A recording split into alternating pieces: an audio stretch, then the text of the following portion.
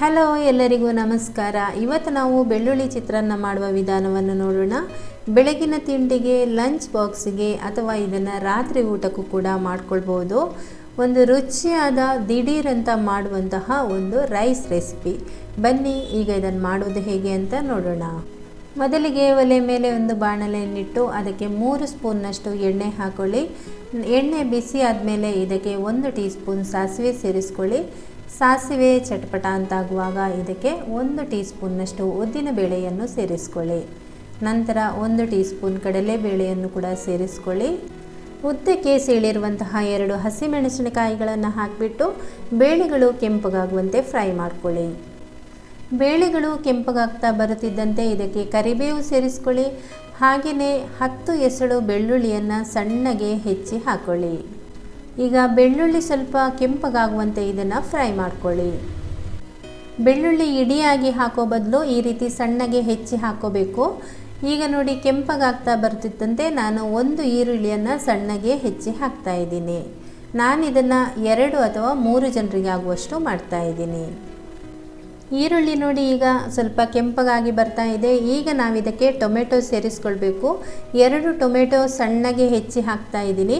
ನಾನು ಇದನ್ನು ತರಕಾರಿ ಸ್ಲೈಸರ್ನಲ್ಲಿ ಮಾಡಿರೋದ್ರಿಂದ ಈ ರೀತಿ ಪೇಸ್ಟ್ ಥರ ನಿಮಗೆ ಇದು ಕಾಣ್ತಾ ಇದೆ. ಇದರ ಜೊತೆಗೆ ನಾನು ಸ್ವಲ್ಪ ಉಪ್ಪು ಹಾಗೆಯೇ 1/4 ಟೀ ಸ್ಪೂನಷ್ಟು ಅರಿಶಿನ ಪುಡಿಯನ್ನು ಕೂಡ ಸೇರಿಸ್ಕೊಂಡು ಚೆನ್ನಾಗಿ ಇದನ್ನು ಎಣ್ಣೆ ಬಿಡೋ ತನಕ ಫ್ರೈ ಮಾಡ್ಕೊಳ್ತಾ ಇದ್ದೀನಿ. ನಿಮಗೆ ಇಷ್ಟ ಇದ್ದರೆ ಟೊಮೆಟೊನ ರುಬ್ಬಿ ಕೂಡ ಹಾಕ್ಕೊಳ್ಬೋದು. ಆದರೆ ಎಣ್ಣೆ ಚೆನ್ನಾಗಿ ಬಿಡುವವರೆಗೆ ಅದನ್ನು ಕೂಡ ನೀವು ಫ್ರೈ ಮಾಡ್ಕೊಳ್ಬೇಕು. ಆಗಲೇ ಒಂದು ಬೆಳ್ಳುಳ್ಳಿ ಚಿತ್ರಾನ್ನದ ರುಚಿ ಚೆನ್ನಾಗಿ ಬರುತ್ತೆ.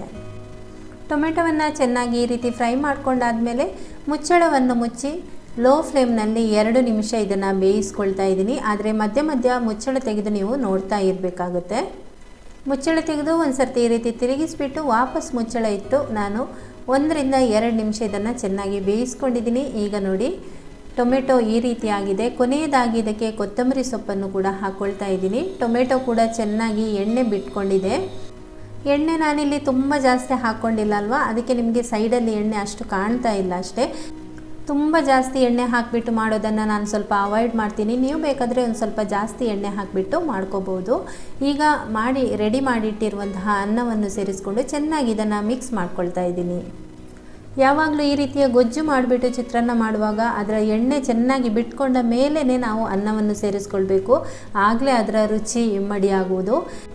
ಈಗ ರುಚಿಯಾದ ದಿಢೀರ್ ಅಂತ ಮಾಡುವ ಬೆಳ್ಳುಳ್ಳಿ ಚಿತ್ರಾನ್ನ ರೆಡಿಯಾಗಿದೆ. ನೀವು ಕೂಡ ಇದನ್ನು ಮನೆಯಲ್ಲಿ ಟ್ರೈ ಮಾಡಿ. ಈ ವಿಡಿಯೋ ಇಷ್ಟ ಆದರೆ ಒಂದು ಲೈಕ್ ಮಾಡಿ, ಶೇರ್ ಮಾಡಿ, ಕಮೆಂಟ್ ಮಾಡಿ, ಚಾನಲ್ಗೆ ಸಬ್ಸ್ಕ್ರೈಬ್ ಮಾಡ್ಕೊಳ್ಳಿ.